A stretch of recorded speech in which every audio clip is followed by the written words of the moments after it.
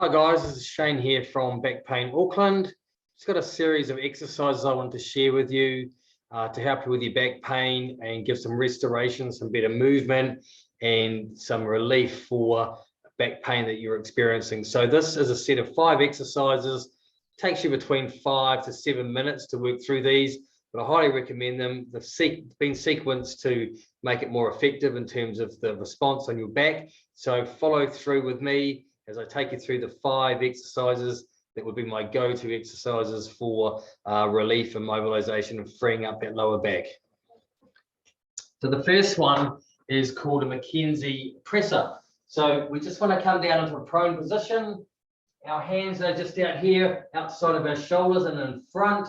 We want to take a nice big deep breath in through the nose and then exhale on our upward lift as we reach the top like so. Big deep breath in and then fully exhale at the top. The hips stay down, come back down again slowly. Take a nice big deep breath in and then breathing out, fully exhaled at the top. And back down again slowly. Take a nice big deep breath in and then breathing out, fully exhaled. So this is a good mobilizer exercise. It's not a stretch, it's a mobilizer exercise for the lower back to create some extension. Don't want to force it. We just want to take it nice and easy through that range. And then from that position there, we want to go into what's called our scorpion, which is working across the side here in the lumbar spine. So the hands stay in that same position, wide, out to the front. This time we're just switching this leg out to the side and crossing over behind us. We're just going to make sure we have a slight bit of core activation switched on in the core area to protect the back, but essentially we're just trying to mobilize through the hip and the lumbar spine. So gently you can have a little push through here through the hands. As you push away and across, you'll find that it naturally works together. So a little bit of upper body movement and the lower body all working with each other as you cross over. So a good 12 to 15 here on the scorpion tail crossover, 12 to 15, and then we can go from there up into what's commonly referred to as a child pose. So we're going to drop back in through here, take a nice big deep breath.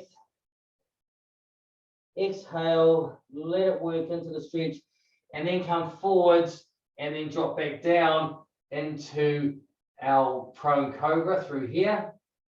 And then we're going to drop back again and just work that range of movement. Go to where it's comfortable for you. If you're going into any pain or discomfort, then you've gone too far. You just want to go into a position where you can stay outside of any range of pain or discomfort, and then working back again through the hips. Encourage the movement, work with some nice rhythmical breathing to help that out in the exercise of mobilization.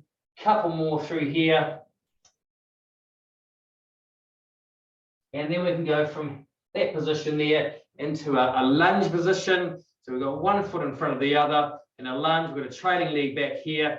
Then what we're going to do is have our arms through here, and we're just going to allow our hips to swing left and right, right and left. And so this trailing leg here, it's this hip that we're trying to mobilize the tissue and the function of the hip. So we're just gently working the hip to side, and we're working across, and the arms are just helping us to increase that movement above the head. So we're just working here, a little bit of core in here, of course, so don't forget about some core activation here to look after your back and just get that nice stretch and that movement through the hip. And then we'll switch out onto the other leg, switch the other leg across, look for that alignment through here. Same thing again here, getting that hip to work freely. And you might find that one side is a little bit tighter and not moving as well as the other. For me, it is the side from a previous sporting injuries, which many of you may have as well. So just work through that tissue and get that glide working left to right, right to left, It's a lateral glide on the hip. The arms are there to aid in the movement pattern as you work across and create more of a lengthened stretch and mobilization of the tissue side to side. And then the very last one is coming back down to the floor again. The palms are facing upwards to anchor the upper body to the floor. The knees and the feet stay stacked and together.